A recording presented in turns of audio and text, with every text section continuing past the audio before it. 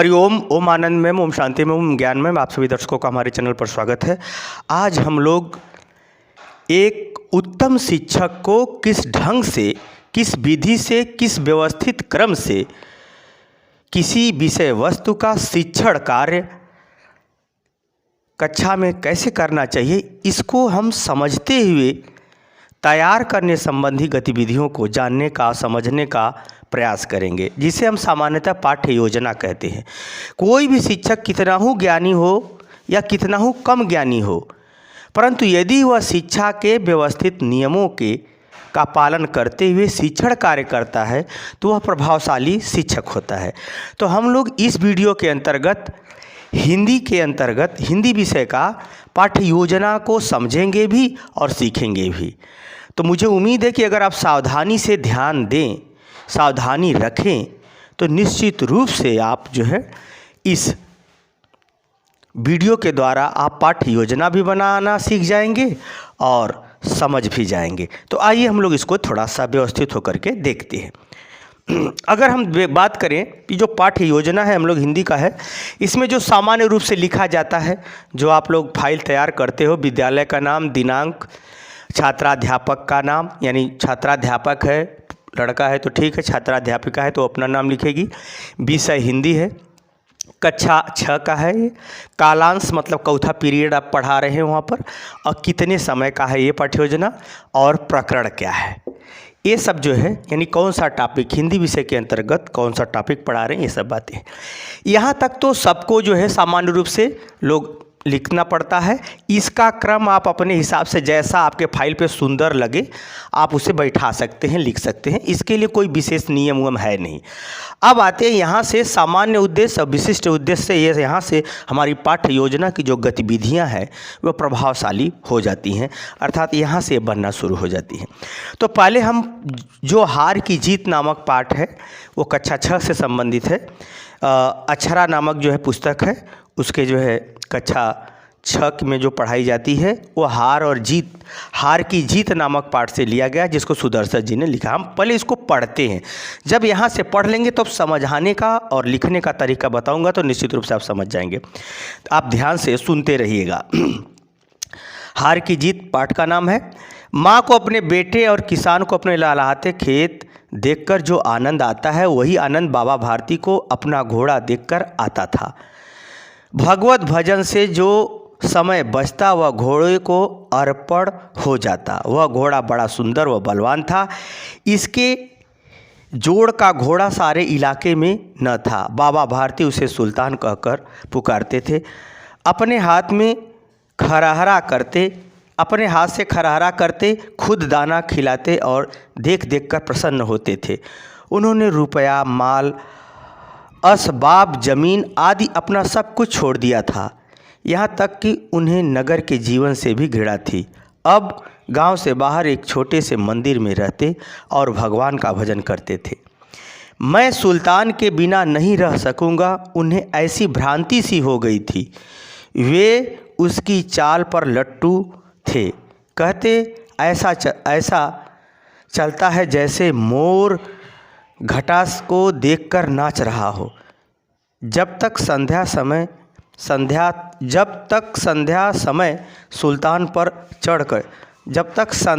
समय सुल्तान पर चढ़कर 8-10 मील का चक्कर न लगा लेते, उन्हें चैन न आता। खड़क सिंह उस इलाके का प्रसिद्ध डाकू था, लोग उसका नाम सुनकर कांपते थे। होते होते सुल्तान की कीर्ति उसके कानों तक भी पहुंची। उसका हृदय उसे देखने के लिए अधीर हो उठा। वह एक दिन दोपहर के समय बाबा भारती के पास पहुंचा और नमस्कार करके बैठ गया। बाबा भारती ने पूछा, खड़क सिंह क्या हाल है? खड़क सिंह ने सिर झुकाकर उत्तर दिया, आपकी दया है। कहो इधर कैसे आ गए? सुल्तान की चाह खींच लाई। विचित्र जानवर है, देखोगे तो प्रसन्न हो जाओगे। बाबा भारती ने कहा, मैंने भी बड़ी प्रशंसा सुनी है। खड़क सिंह ने कहा, उसकी चाल तुम्हारा मन मोह लेगी। बाबा भारती ने कहा तो खड़क सिंह कहते हैं देखने में भी बड़ा सुंदर है। क्या कहना, जो उसे एक बार देख लेता है उसके हृदय पर उसकी छवि अंकित हो जाती। बहुत दिनों से अभिलाषा थी, आज उपस्थित हो सका हूँ। यह बात खड़ग सिंह बोल रहा था। बाबा भारती और खड़ग सिंह अस्तबल में पहुँचे। बाबा ने घोड़ा दिखाया घमंड से। खड़ग सिंह ने घोड़ा देखा आश्चर्य से। उसने सहस्त्रों घोड़े देखे थे, परंतु ऐसा बाका घोड़ा उसकी आँखों में न उसके आँखों से कभी नहीं गुजरा था। यहाँ तक हम मात्र एक ये वाला पन्ना पढ़ा हूँ, थोड़ा सा यहाँ तक पढ़ा हूँ। अब इसमें ध्यान क्या देना है कि आप सामान्य उद्देश्य पहले बनाएंगे। सामान्य उद्देश्य क्या बनाना है? सामान्य उद्देश्य का मतलब ऐसा व्यवहार, ऐसी जानकारी जो सामान्य व्यवहार में बालक को सिखाना जरूरी होता है या बताना जरूरी होता है इस पाठ के द्वारा। तो हम इसमें सामान्य जानकारी क्या है, पहले हम जो सामान्य उद्देश्य बनाएंगे उसमें पहला तो एक उद्देश्य कॉमन सभी हिंदी विषय में बन ही सकता है या बनाया भी जाता है कि हिंदी विषय में रुचि उत्पन्न करना। हिंदी विषय में रुचि उत्पन्न करना, या ऐसे भी इसे बना सकते हैं सामान्य उद्देश्य कि हिंदी में कहानियों के माध्यम से रुचि उत्पन्न करना। एक तो उद्देश्य हो गया सामान्य उद्देश्य। दूसरा उद्देश्य हम भलाई के प्रति व्यवहार को बताना, यानी कि इसमें जो है अच्छाई के प्रति, हाँ इसमें जो है दूसरा हमारा सामान्य उद्देश्य बनेगा कि अच्छाई यानी बाबा भारती एक साधु सन्यासी थे, या साधु के प्रति या अच्छाई के प्रति व्यवहार को बताना कि वो कितने शौक से उस घोड़े से कितना प्रेम करते थे। वो बाबा का एक सच्चा प्रेम घोड़े के प्रति कैसा था, यानी कुल मिलाकर अच्छाई के प्रति उनके व्यवहार से बालकों को अवगत कराना या बालकों को समाज में अच्छाई से अवगत कराना। तीसरा इसमें सामान्य उद्देश्य बनेगा किसी शौक का व्यवहार समझना, यानी कोई शौकिया आदमी होता है तो कैसे उसका देख रेख करता है, चाहे वो कपड़ा हो, चाहे घर हो, चाहे जानवर हो, यानी शौक के प्रति लोगों का व्यवहार या रवैया कैसा होता है इससे भी अवगत कराना, उसके जीवन में, उसके व्यवहार में, ये सब चीज़ें। ये क्या हुआ? सामान्य उद्देश्य। ये क्या है? सामान्य उद्देश्य। सामान्य उद्देश्य का सीधा सीधा मतलब होता है कि उस टॉपिक से संबंधित सामान्य व्यवहारिक जानकारी आप क्या क्या देना चाहते हैं, ये होता है सामान्य उद्देश्य। इसके बाद हम लोग लेसन प्लान में बनाएंगे विशिष्ट उद्देश्य को। क्या बनाएंगे? विशिष्ट उद्देश्य। विशिष्ट उद्देश्य का मतलब ये होता है कि जो टॉपिक आप पढ़ाने गए हो, यानी हार की जीत वाला हम लोग टॉपिक पढ़ाने आए हैं हिंदी में, तो हार की जीत जो टॉपिक है, जितना पढ़ाओगे उसमें कौन कौन सी बात छात्र और छात्राओं को सिखाने पर जोर दोगे, उससे आधारित हमको क्या बनाना पड़ता है? उद्देश्य बनाना पड़ता है। वह भी उद्देश्य साधारण वाक्य में बनाना पड़ता है, यानी नकारात्मक या प्रश्नवाचक वाक्य में नहीं बनाना पड़ता है, साधारण वाक्य में बनाना पड़ता है। और ये हम जो साधारण वाक्य में उद्देश्य बनाएंगे, उन उद्देश्यों पर हमको यह बात ध्यान रखनी है कि बालक उस प्रश्न का उत्तर उस पढ़ी हुई किताब से या पढ़ाई गई किताब से समझ जाए, जान जाए, याद हो जाए। और यह बनाते समय ध्यान रखना जाता है कि बालक कक्षा 6 का है, ये किस क्लास का है? कक्षा 6 का है। तो इस हिसाब से हम ये अपना विशिष्ट उद्देश्य रखेंगे कि बालक उत्तर दे सके, स्मृति स्तर और अधिक से अधिक बोध स्तर, यानी जो प्रश्न करे उसका उत्तर 1 या 2 शब्दों में हो, 3 शब्दों में हो, यानी स्मृति आधारित प्रश्न हम बनाएंगे। स्मृति आधारित हम जो है उद्देश्य बनाएंगे। या थोड़ा सा और आगे बढ़ जाए तो थोड़ा सा बोध आता है, यानी एक सेंटेंस में वो उसका उत्तर दे सके, तो उससे हम क्या कहेंगे? वो बोध स्तर से संबंधित हो जाएगा, उसे भी हम इसमें शामिल कर सकते हैं। तो आइए इसमें देखते हैं। अब विशिष्ट जहाँ तक हम पढ़े हैं उसमें आप बताए ही थे कि बाबा भारती के घोड़े का क्या नाम है? सुल्तान। तो अब इसको साधारण वाक्य में कैसे उद्देश्य को लिखेंगे? बाबा भारती के घोड़े का नाम सुल्तान था, छात्र छात्रा बता सकेंगे। ये हमारा हुआ विशिष्ट उद्देश्य। जो उसमें पढ़ाया गया उतना ही तक, पूरे चैप्टर से आप ये नहीं बनाएंगे, जितना दूर तक पढ़ाए हैं उतना ही तक बनाना है। दूसरा, किसान को अपने लहलहाते खेत से बड़ा आनंद मिलता है। किसान को अपने लहलहाते खेत से बड़ा आनंद मिलता है, छात्र छात्रा बता सकेंगे। ये भी हो गया।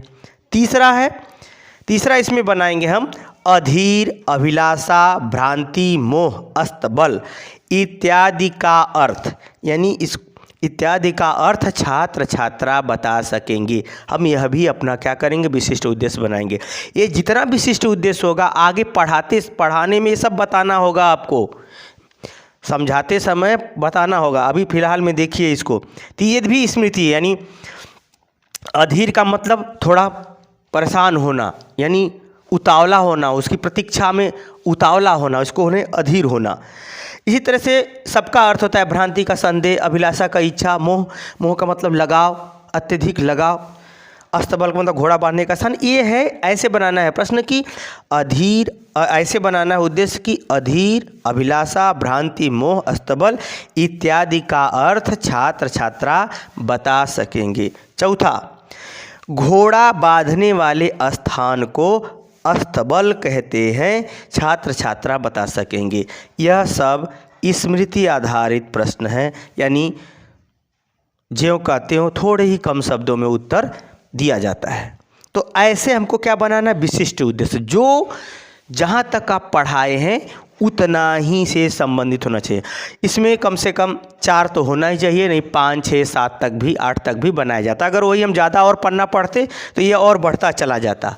और लिखना भी ज़रूरी है, क्योंकि इसमें जो है कम से कम तो 4 होना ही चाहिए, नहीं तो 5, 6, 7 ऐसे बना लेना चाहिए। चूँकि हम एक का पढ़ना पढ़े ही हैं तो यहाँ तक बनना है। अब इसके बाद क्या करना है कि आपको लेसन प्लान बनाते समय अब आगे लिखना है सहायक सामग्री। सहायक सामग्री का मतलब ये होता है कि जो शिक्षण कार्य के लिए बहुत ज़रूरी होता है, आवश्यक होता है, जैसे चाक है, डस्टर है, श्यामपट्ट है, संकेतक है, ये सब क्या है। अगर रूम में अंधेरा है तो लाइट भी चाहिए, यानी ऐसे जगह अगर रूम है तो साफ़ सफाई, स्वच्छता, ये सब क्या है, सहायक सामग्री है। आगे हम बात करें आवश्यक सामग्री। आवश्यक सामग्री का तात्पर्य होता है कि जो उस टॉपिक को पढ़ाने के लिए कंपलसरी है। जैसे पुस्तक के बिना हम नहीं पढ़ा सकते, हो सके तो एक सुंदर चित्र घोड़े का ले जाइए, एक सुंदर चित्र साधु का ले जाइए, डाकू का भी एक चित्र लेके जाइए, ताकि हाव भाव, स्वभाव और के साथ भावनाओं से भी छात्र पढ़ाते समय परिचित हो सके। तो ये सब चीज़ें हैं आवश्यक सामग्री। आवश्यक सामग्री सिर्फ उस टॉपिक के लिए बहुत ज़रूरी और आवश्यक होती है। तो ये हुआ। अब इसके बाद क्या करना है, आपको लिखना है प्रस्तावना। क्या लिखना है, प्रस्तावना। प्रस्तावना का ये सब तो आप जितना इधर अब तक बताए हैं ये तो आप अपनी पुस्तक में मतलब फाइल में लिखेंगे। ये प्रस्तावना महत्वपूर्ण है। जैसे ही आप क्लास में जाएंगे तो पहला काम होता है अध्यापक का कि हर एक परिस्थिति में क्लास को जो है एकदम नियंत्रण में रखे। क्या रखे, पूर्ण नियंत्रण में रखे, कंट्रोल। पहले जाए अध्यापक क्लास में तो निश्चित रूप से बालकों को शांत करा दे, या जैसे ही वो जाएगा सबको जो है एक प्रकार से शिक्षा का माहौल नियंत्रण पूर्ण रूप से होना चाहिए अध्यापक का। जैसे ही अध्यापक का नियंत्रण होता है तो वह प्रस्तावना का मतलब हम जो पढ़ाने वाले हैं उसे कैसे प्रस्तुत करें, कैसे उसके लिए बोलना शुरू करें, कैसे सिखाना शुरू करें, इसी को क्या कहते हैं, प्रस्तावना। प्रस्तावना में जाएगा तो अध्यापक जो है छात्रों को शांत कराने के बाद फिर वह प्रश्न करेगा। क्या प्रश्न करेगा, पहला प्रश्न करेगा, यानी छात्राध्यापक होगा तो यहाँ देखिए 2 में से कोई एक हेडिंग लिखिएगा। अगर लड़का है तो छात्राध्यापक प्रश्न, लड़की है तो छात्राध्यापिका प्रश्न, ऐसे बोलेगी। यहाँ पर क्या है, कभी कभी यहाँ क्रिया भी लिख दिया जाता है, छात्राध्यापक या छात्राध्यापिका क्रिया, छात्र छात्र क्रिया, ऐसे भी लिख दिया जाता है। तो जैसा यहाँ वाली हेडिंग आप लोग अपने से जो अच्छा लगे बदल सकते हैं, नहीं भी बदलेंगे तो हम भी अपनी तरफ से गलत लिखने का प्रयास नहीं किए हैं। यहाँ पहला प्रश्न ये करेगा, आप देखिए ये प्रस्तावना प्रश्न है। पहला प्रश्न में क्या करना होगा, अध्यापक को या छात्राध्यापक या छात्राध्यापिका को कि राजा दशरथ के कितने पुत्र थे। एक कक्षा 6 का है तो निश्चित रूप से इतना जन्म से ही रामायण महाभारत इत्यादि की बातें सुनते सुनते बालक तो जान ही जाता है। तो राजा दशरथ के कितने पुत्र थे, तो किसी एक लड़के से उठा के पूछेगा, न कि पूरा फ्री छोड़ देगा, ऐसा नहीं। शांत कराने के बाद किसी एक स्टूडेंट को उठाएगा, सामान्यतः जो है बीच में से, प्रारंभ से और लास्ट से, तीनों तरफ से या छात्र क्लास के सभी कोनों से, बड़कों से उठा करके पूछना अच्छा माना जाता है। तो किसी भी लड़के को उठा करके आप उसे पूछेंगे कि राजा दशरथ के कितने पुत्र थे। अगर लड़का उत्तर देगा, निश्चित रूप से दे देगा, कह देगा 4, तो आप क्या कहेंगे, अच्छा है, बैठ जाओ। फिर आप किसी दूसरे लड़के या लड़की को उठा के पूछेंगे, चारों पुत्रों के नाम बताओ, चारों पुत्रों के नाम बताओ।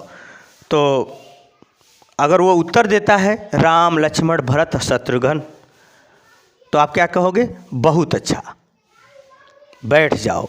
फिर आप तीसरे छात्र को उठा करके पूछोगे, राम जी ने रावण को युद्ध में क्या किया। तो हो सकता है वो उत्तर दे मार दिया, या राम ने रावण को युद्ध में जीत लिया। ये दोनों उत्तर आएंगे। वास्तव में अधिकांश पूरी उम्मीद है कि वो उत्तर क्या देगा, राम ने रावण को युद्ध में जीत लिया। क्या है उत्तर देगा, जीत लिया। अब जैसे ही वो जीत आता है तो उस लड़के को वो छात्राध्यापक या छात्राध्यापिका बोलेगी, शाबाश, बैठ जाओ। अब फिर चौथा क्वेश्चन वो करेगा किसी अन्य लड़के से, जीत जीवन के लिए क्या है, यानी जीतने पर जीवन को क्या मिलता है। तो निश्चित रूप से ये बोधात्मक प्रश्न है, और बालक कक्षा 6 के उनके लिए समस्या बन जाएगी। या तो बच्चे मौन हो जाएंगे, अर्थात समस्यात्मक प्रश्न आपका बन जाएगा। जैसे ही आप ये समस्यात्मक प्रश्न आपका बनेगा, ये चारों आपको याद होना चाहिए। अच्छे टीचर अगर आप हैं तो ये चारों याद होना चाहिए। ये सब तो आपके फाइल में लिखा रहेगा। फाइल तो आपके कक्ष में पीछे रखी रहेगी, जो निरीक्षक करता जाएगा वो चेक करेगा। लेकिन ये चारों प्रश्न आपको कक्षा में घुसने से पहले याद होना चाहिए कि पहले ये प्रश्न करेंगे, फिर इसके बाद ये करेंगे, फिर इसके बाद ये करेंगे, फिर इसके बाद ये करेंगे। तब इसके बाद जैसे ही उत्तर आ जाता है तो छात्राध्यापक या छात्राध्यापिका कथन, जो अगर लड़का है तो अपना इसमें कि हेडिंग हटा देना, लड़की है तो ये लिख लेगी, लड़का है तो ये लिख लेगा। तब आप बोलेंगे, आज हम लोग सुदर्शन जी द्वारा लिखित या रचित हार की जीत नामक कहानी का अध्ययन करेंगे। क्या कहेंगे, अध्ययन करेंगे। आप यह स्टेटमेंट बोल करके फिर आप आदर्श वाचन क्या करेंगे, आदर्श वाचन। जो मैंने अभी किताब लेकर के पढ़ा था, शिक्षक क्या करेगा, आदर्श वाचन करेगा। आप किताब पकड़ने का तरीका भी देख लीजिए। 3 उंगली पीछे होनी चाहिए, और अंगूठा और ये जो कनिष्ठिका उंगली है ये किताब के ऊपर। ऐसे किताब लेकर के आप कक्ष में क्या करेंगे, हिंदी को पढ़ेंगे। कहाँ तक पढ़ेंगे, जहाँ तक आप लेसन प्लान बनाए, 1 पेज 2 पेज जो भी आप लिए हों।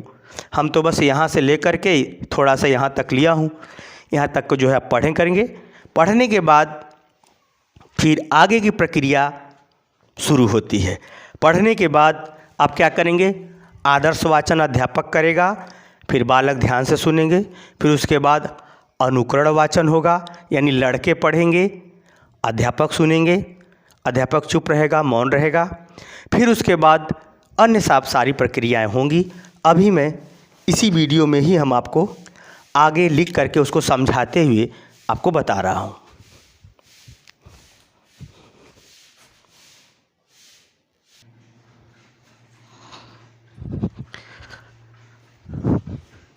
तो उसके बाद हम लोग जो है इस वीडियो में आगे अगर देखें तो शिक्षण अधिगम व्यवस्था का आपको कार्यक्रम तैयार करना पड़ता है। यानी कक्ष में अध्यापक जो है किस प्रकार से अपने सामान्य और विशिष्ट उद्देश्यों को पढ़ाने का कार्य करेगा, उसको हम शिक्षण अधिगम व्यवस्था के अंतर्गत देखते हैं। जिसमें हम लोग एक शिक्षण बिंदु का कॉलम बनाते हैं कि हम कौन कौन सी पॉइंट को किस क्रम में प्रस्तुत करेंगे, यानी उसके विषय में जानकारी देंगे। दूसरा कॉलम बनता है छात्राध्यापक या छात्राध्यापिका क्रिया, यानी कक्ष में अध्यापक करेगा क्या, यानी शिक्षण बिंदुओं को किस तरह से एक्सप्लेन करेगा। और कक्ष में छात्र और छात्रा क्या करेंगे। और तीसरा इसमें चौथा कॉलम बनता है विधि एवं प्रविधि, कौन सा विधि अपनाया जाएगा। और कभी कभी कोई जो है लेसन प्लान में ये 5वां भी कॉलम बना दिया जाता है श्यामपट्ट कार्य, या कहीं कहीं लेसन प्लान में इसको लास्ट में बना दिया जाता है श्यामपट्ट कार्य। तो कभी कभी लोग बनाते भी हैं श्यामपट्ट कार्य साथ में ये कॉलम, और नहीं भी बनाते हैं। तो चलिए हम लोग अच्छे से, आपको अगर लास्ट में बनाना हो श्यामपट्ट कार्य तो वो भी बना सकते हैं, साथ में बनाना है तो वो भी बना सकते हैं। चलिए हम इसको समझाते हैं। जैसे हमने आपको जब प्रस्तावना प्रश्न बताया था तो उसमें हमने स्पष्ट रूप से आपको बताया कि उसमें जो जो प्रश्न करना है वो याद होना चाहिए। जैसे पहला प्रश्न था कि राजा दशरथ के कितने पुत्र थे? 4। फिर दूसरा प्रश्न क्या बना? जो पहले प्रश्न का उत्तर था वही दूसरे में प्रश्न बन गया। पहला प्रश्न था राजा दशरथ के 4 पुत्र थे, यही ना प्रश्न था कि बताओ कि राजा दशरथ के कितने पुत्र थे? बच्चे उत्तर दे देंगे 4। तो फिर अब 4 जो उत्तर दिया है बच्चों ने, उसी उत्तर को लेकर के प्रश्न बनाना है। चारों पुत्रों के नाम बताओ, तो भरत लक्ष्मण शत्रुघ्न। तो जो भरत लक्ष्मण शत्रुघ्न चारों लड़कों का नाम आया, उन्हीं उसी उत्तर को लेकर के हमने प्रश्न बना दिया कि नहीं, रामचंद्र जी युद्ध में किसको मारे थे? नहीं, राम ने रावण का युद्ध में क्या किया? जीत लिया या मार दिया, ये उत्तर है। तो इसी हिसाब से हमने प्रस्तावना प्रश्न बनाया। पहले प्रश्न का उत्तर, दूसरे में प्रश्न, दूसरे प्रश्न का उत्तर, तीसरे में प्रश्न, तीसरे में तीसरे का उत्तर, चौथे में समस्यात्मक प्रश्न बनता है प्रस्तावना के अंतर्गत। ये सब चीज़ें हम आपको समझा चुके हैं। अब ये इसके अंतर्गत हमको क्या करना है, जो हम विशिष्ट उद्देश्य और सामान्य उद्देश्य लिए हैं उसको हमको समझा देना है। कैसे तैयार करना है, कैसे पढ़ाना है, उस सबको इसमें हमको लिखना है, बताना भी है। जैसे हम बताए थे आदर्श वाचन, कक्ष में प्रस्तावना प्रश्न निकालने के बाद पुस्तक को लेकर के अध्यापक क्या करेगा? आदर्श वाचन, यानी बिना गलती के, बिना रुके, बिना त्रुटि के जो है वह आदर्श वाचन करेगा। तो हम लोग आदर्श वाचन कितना किए थे? माँ को जिस तरह से अपने बच्चों को देख करके प्रसन्नता होती है, उसी तरह से किसान को अपने लहराते खेत को देख करके, वहाँ से लेकर के भाग की बात तक हम लोग पढ़ेंगे एक दिन में। तो यहाँ तक टीचर बोलेगा, छात्र छात्रा क्या करेंगे? ध्यानपूर्वक सुनेंगे। हम इसमें विधि कौन सी अपनाए हैं पढ़ाने में? वाचन विधि, यानी बोलने वाला काम हुआ था इसमें। अब क्या करना है? दूसरे में क्या करना है? अब अध्यापक क्या करेगा? अनुकरण वाचन कराएगा। शिक्षण बिंदु में क्या होगा? अनुकरण वाचन। अनुकरण का मतलब कि छात्राध्यापक या छात्राध्यापिका आदेश देता है कि फला विद्यार्थी खड़े हो जाओ और पढ़ो। तो किसी एक छात्र या छात्रा को वाचन का आदेश देगा या देगी, जो अध्यापक अध्यापिका क्लास में, तो वो छात्र क्या होगा? वाचन करेगा। इसमें विधि कौन सी हुई? आपने तो पढ़ाया नहीं, छात्र ने पढ़ा। फिर भी इसमें अगर हम शिक्षण बिंदु तो नहीं लिखे तो ज़्यादा अच्छा है, क्योंकि छात्र पढ़ रहा है। फिर उसके बाद कहते हैं तीसरे स्टेप आ जाता है उच्चारणाभ्यास। उच्चारणाभ्यास का मतलब जो जहाँ तक आप पढ़े हैं उसमें जो कठिन कठिन शब्द आया है, अभी कक्षा 6 के बच्चे हैं, वह कठिन कठिन शब्द नहीं बोल पाएगा, तो उसको अध्यापक एक तरफ से बोलेगा, वही शब्द छात्र भी क्या करेंगे? दूसरे तरफ से जोर जोर से आवाज़, सस्वर बोलेंगे। आवाज़ यानी आवाज़ के साथ उसका अभ्यास करेंगे। जैसे भ्रांति, अध्यापक क्या करेगा? सस्वर अध्यापक कठिन शब्दों को बोलने का अभ्यास कराएंगे। जैसे भ्रांति, बच्चे भी बोलेंगे भ्रांति। भगवत भजन बच्चे भी बोलेंगे। सहस्रो यानी सहस्रो छात्र भी बोलेंगे। इस प्रकार से जो होता है ये उच्चारणाभ्यास कराया जाता है। इसमें कौन सी विधि लगी? वाचन विधि लगी, क्योंकि जो आप बोल रहे हो वही बच्चे भी बोल रहे हैं। यानी ये शिक्षक का, यहाँ जितनी भी गतिविधियाँ लिखी जाएंगी विधि प्रविधि में, सिर्फ शिक्षक की लिखी जाएंगी, छात्र की नहीं लिखी जाएंगी। आगे चलते हैं। फिर उसके बाद क्या करना है? शब्द अर्थ, या इसको काठिन्य निवारण भी बोलते हैं। कहीं कहीं क्या बोला जाता है? काठिन्य निवारण।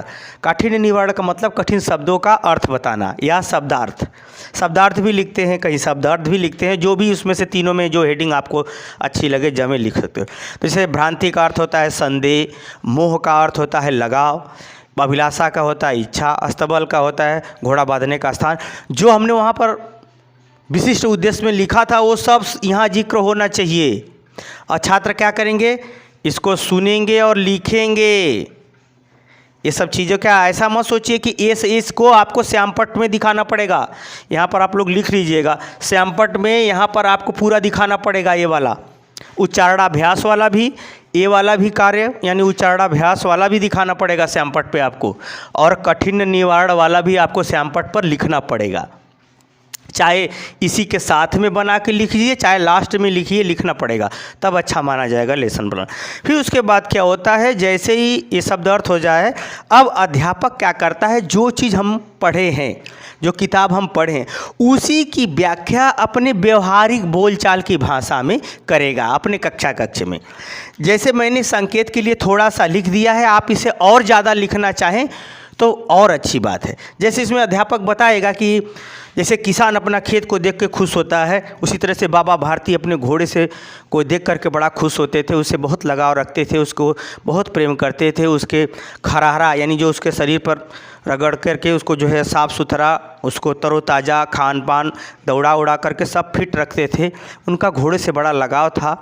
इस प्रकार से अगर इसी चीज़ को आप अपनी भाषा में समझाओगे, व्याख्या करोगे, तो यहाँ बाबा भारती है। क्योंकि बाबा भारती के विषय में हम ज़्यादा बता रहे हैं तो शिक्षण बिंदु क्या हो जाएगा, बाबा भारती, यानी किस पॉइंट को, किस बिंदु को अपनी को केंद्र मानकर अपनी व्याख्या कर रहे हो। तो बाबा भारती घोड़े से बड़ा लगाव और बाबा भारती को घोड़े से लगाव बड़ा प्रेम था। भक्ति भजन के बाद उसकी सेवा करते, रोज़ 8 मील घुमाते, उसके चारा पानी का व्यवस्था करते। ये बाबा भारती की बात कही गई। तो छात्र क्या करेंगे, जब आप व्याख्या करेंगे अपनी भाषा में तो छात्र क्या करेंगे, ध्यानपूर्वक सुनेंगे। छात्र क्या करेंगे, ध्यानपूर्वक सुनेंगे। इसमें विधि क्या अपनाई आपने पढ़ाने में, व्याख्यान विधि अपनाई।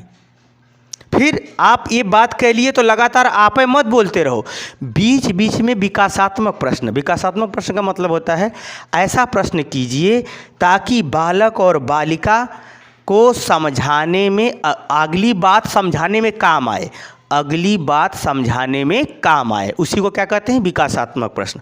अब चलते देखते विकासात्मक प्रश्न बंद। विकासात्मक प्रश्न का मतलब होता है ऐसा प्रश्न बनाइए व्यवहारिक दृष्टिकोण से या पूर्व ज्ञान के दृष्टिकोण से जो उस पढ़ाई हुई बात को आगे समझाने के काम आए, उसी को कहते हैं विकासात्मक प्रश्न।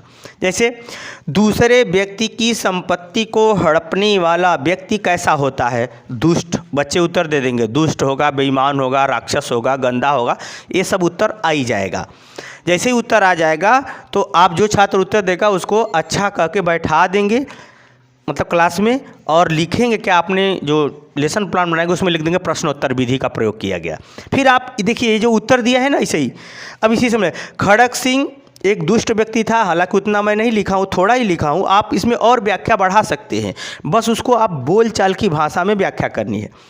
खड़क सिंह घोड़ा चुराने के नियत से घोड़ा देखने आया था और घोड़ा दौड़ाकर भी देखा, अर्थात वह बहुत दुष्ट था। वह बाबा भारती का घोड़ा हड़पने के लिए उनके पास आया था क्योंकि वह घोड़े के विषय में बहुत सारी प्रशंसा सुन रखा था। उसी को देखने के लिए वहाँ आया और कहा कि बाबा भारती, यह घोड़ा आपके पास रहने लायक नहीं है। बस यहाँ तक आप लिखेंगे। छात्र क्या करेंगे, ध्यानपूर्वक सुनेंगे। विधि में कौन सा प्रयोग किया, व्याख्यान, क्योंकि अध्यापक समझा रहा है, विद्यार्थी क्या करें, सुने। अब यहाँ तक आपका एक लेसन प्लान में जो शिक्षण अधिगम व्यवस्था है वो पूरी होती है। इसके बाद हमको एक और हेडिंग बनाना पड़ेगा। क्या बनाना पड़ेगा, इसके बाद हम तो पढ़ा लिए, फिर इसके बाद आपको क्या बनाना पड़ेगा, आगे के वाले में हम फिर उसको और बता रहे हैं। पूरा लिख लें तो फिर आपको बता रहा हूँ।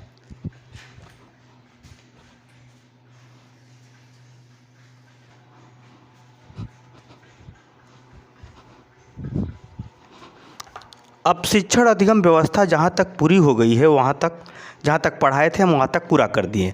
अब इसके बाद क्या करना है, आपको पुनरावृत्ति प्रश्न बनाना है। पुनरावृत्ति प्रश्न का तात्पर्य होता है, इसको अधिगम प्रश्न भी कहते हैं, कि हमने जो पढ़ाया वो बच्चों को आ गया है कि नहीं। तो अध्यापक क्या करेगा, प्रश्न करेगा। कहाँ से प्रश्न करेगा, जो विशिष्ट उद्देश्य से बनाया था उसी उद्देश्य को प्रश्न में बदल देगा। जो विशिष्ट उद्देश्य बनाया था उसी उद्देश्य को क्या करेगा, वो प्रश्न में बदल देगा। जो विशिष्ट उद्देश्य बनाया था उसी को क्या करेगा, वो प्रश्न बदल देगा। जैसे बाबा भारती के घोड़े का क्या नाम था, बच्चे उत्तर देंगे सुल्तान। अगर उत्तर नहीं दे पा रहे हैं तो आप पढ़ाने का आपका तरीका अच्छा नहीं है, समझाने का तरीका आपका अच्छा नहीं। पुनरावृत्ति प्रश्न विशिष्ट उद्देश्य से ही बनते हैं, और जब इसमें सभी उत्तर दे देंगे, अगर विशिष्ट उद्देश्य जो इतना आप बनाया है अगर वो सभी उत्तर दे देते तो आप बहुत एक बेस्ट टीचर होती हैं। दूसरा प्रश्न, भ्रांति का अर्थ बताओ, संदेह। जो था 4-5 हमने अर्थ लिखा था, उसमें से कोई भी एक खो प्रश्न बना करके पूछ दीजिए। हाँ, कक्षा कक्ष के हर कोने से पूछिए।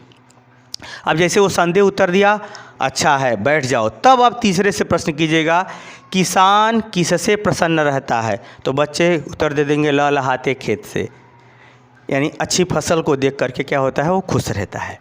तो इस प्रकार से अगर उत्तर आ जाता है, अगर सभी आपके उद्देश्य जो जितना वैसे विशिष्ट उद्देश्य जितना आप बनाए हैं टॉपिक से संबंधित, उन सभी को प्रश्न में यहाँ कन्वर्ट करके पूछना चाहिए। कक्ष के घंटी ख़त्म होने के 5 मिनट पहले ये सब पूछना चाहिए। अगर उत्तर आ गया तब तो आप बहुत बेस्ट टीचर हैं, नहीं आया तो आपको पढ़ाने में कमी है, सुधार करना चाहिए।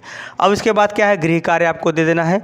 कल आप लोग इसे याद करके आना या जितना हमने समझाया मुख्य मुख्य बातों को लिख के आना, कोई भी गृह कार्य आप दे सकते हैं। तो इस प्रकार से एक लेसन प्लान आपका पूरा होता है। एक लेसन प्लान क्या होता है, पूरा होता है। तो मुझे उम्मीद है कि जो पाठ्य योजना को मैंने आपके सामने लिख करके प्रस्तुत किया और जो समझाने का कार्य किया, समझाने का प्रयास किया, वो आप समझ गए होंगे। समझ गए तो कमेंट बॉक्स में ज़रूर बताइए। साथ ही मेरे चैनल को लाइक शेयर सब्सक्राइब कीजिए। हरिओम।